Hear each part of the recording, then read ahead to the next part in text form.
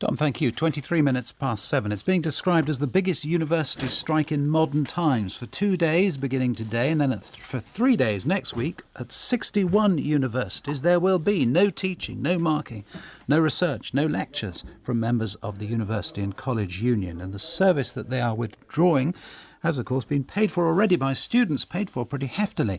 The strike is about pensions. The universities want to close the old defined benefit scheme and replace it with a defined contribution scheme where money is invested and what you get depends on how well those investments perform. Vicky Blake is on the line, who's president of the Leeds University and College Union, and is, I think, at a picket line. And Sir Anthony Seldon is also joining us, Vice-Chancellor of the University of Buckingham. Morning to you both. Good morning. Vicky Blake, first of all, why has it come to this? Because other organisations, lots of other organisations, have seen this change in pensions. Why, for university lecturers, is it such a huge issue? We've called the action because of the employer's failure to reach an agreement with us over the pension scheme to protect pensions. We actually disagree with the scale of the deficit that's being reported. It's down to the valuation method. And we believe that there are other much better ways forward to share the risk and to keep the scheme actually in a good shape. It's actually, depending on how you look at how it's reported, the best estimate of the valuation is actually an 8.3 billion surplus. So you simply dispute the figures, and in that case, if you dispute the figures, why is it, do you think, that the change is being imposed? So we dispute the figures, but we totally accept that there are different versions, depending on how much risk you want to factor in. So there are different ways to value pension schemes, and trustees and regulators have to be comfortable with it. USS pension scheme uses a bespoke method that it came up with, and we believe that's recklessly prudent and undervalues the scheme. We also believe that employers are being quite disingenuous about this. They're trying to transfer all of the risk onto staff rather than sharing that risk, and I think that's particularly disingenuous when you look back to the pensions contribution holiday that they took from the late 90s until 2011. Which Sir Anthony, the money let's turn to Sir Anthony Seldon for a second. Sir Anthony, how do you view the totality of what's happening today?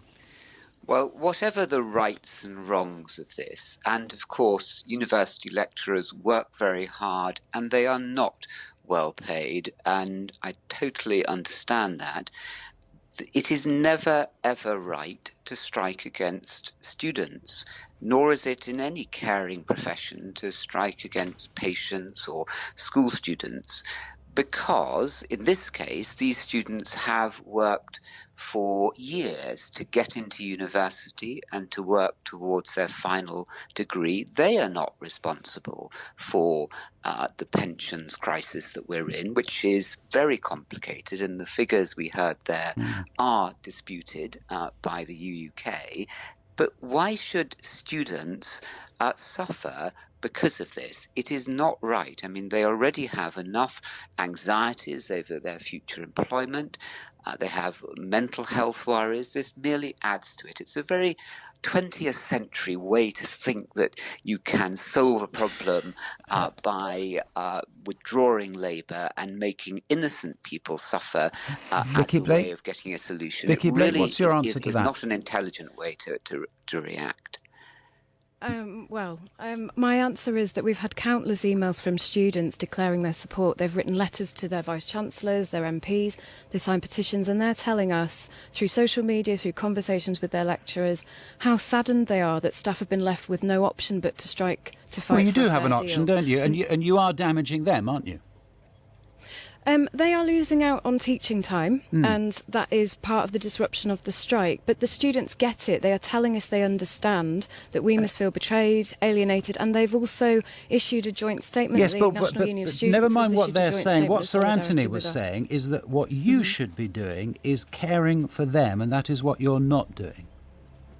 We do care for our students very, very much, and it makes everyone extremely sad to be in this position to have to walk out. We'd much rather be looking at getting back around the table with the employers for a mutually acceptable negotiated agreement. Everybody deserves a decent pension, including our students and those of the future. And by standing up for pensions, we're defending everyone's right to a decent quality of life. Sir Anthony, finally, should the students get some money back for this?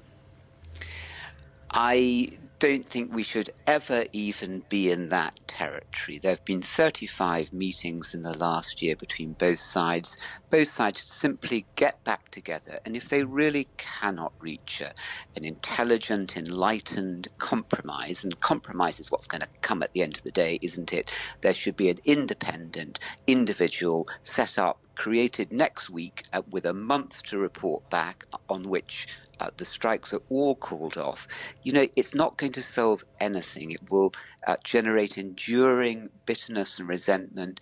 It will muck up the final exams for a lot of students. It really is not an enlightened or a compassionate way to solve this very significant crisis in which there's no immediate right answer. Sir Anthony Seldon and Vicky Blake as well. Thanks both.